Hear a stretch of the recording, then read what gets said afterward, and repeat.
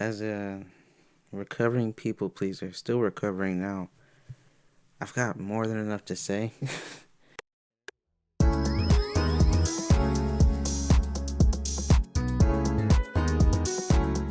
And there's a lot of resentment that gets built up when you do realize that you are a people pleaser, because a lot of the stuff that you do isn't stuff that you want to do. It's just stuff that people ask you to do, and you have a hard time saying no. And for some reason, you feel, or excuse me, I feel that they were obligated to know when I should and shouldn't be doing things. But if I keep saying yes, and they know I'm going to keep saying yes, it's not in their hands. It's in my own hands to say no. So that's basically what this song is about. When I try to keep the peace, another piece of me gon' fly peacefully in the stars. Like weekly, I'm moving weekly, and goddamn, this password shit hard. Yeah, so like I said, being a people pleaser, it really is all about keeping the peace, because I'm sure most people experience this. I'll keep it to mine though. Saying yes is much easier than saying no, because, when you say no, you're faced with a lot of backlash. So, survival instinct, just say yes. Keep me away from feeling rejected, keep me away from any conflict. And let's just keep it pushing. It was hard. It is not easy work to be a people pleaser. That's not good work, but it's not easy work. But secretly, it's like I need to be on good terms with every last call. Because with me, I seek out the least defeats and I put them inside of your walls.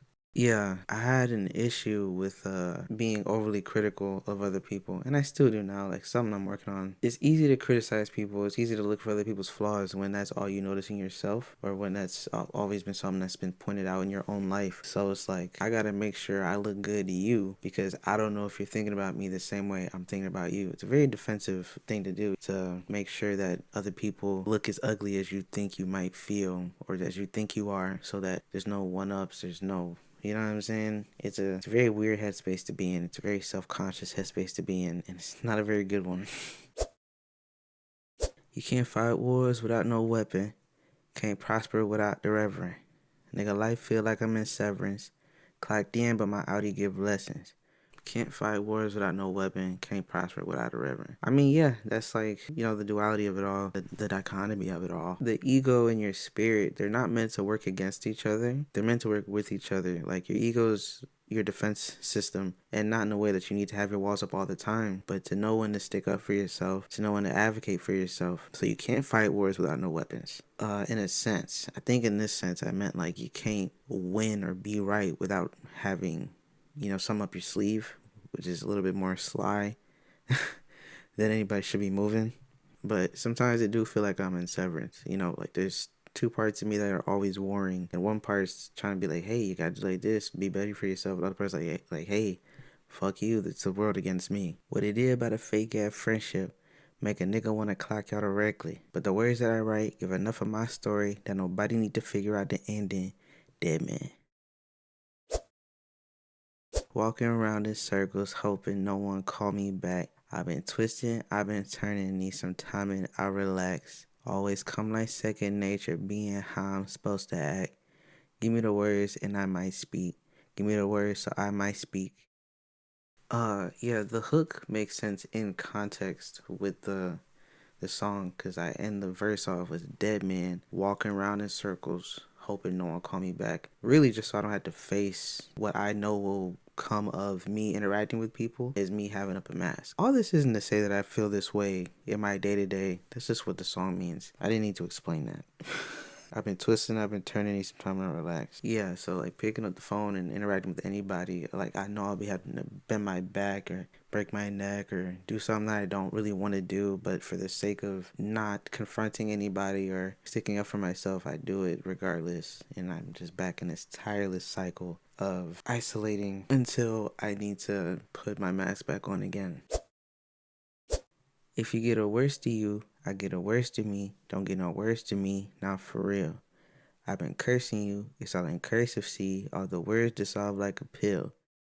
So it just all ties back to like not really having my voice, like I said earlier, there's a lot of resentment to be held in the heart of one that can't or doesn't speak up for themselves. But will we ever confront these problems with this person? No. With these people? No. And that's why I've been cursing you. It's all in cursive. Cursive's not the easiest to write in or to read. And then watch the word dissolve like a pill. meaning it's nothing's gonna come from it. It ain't occurred to me that you preferred to be so absurd that I want to kill.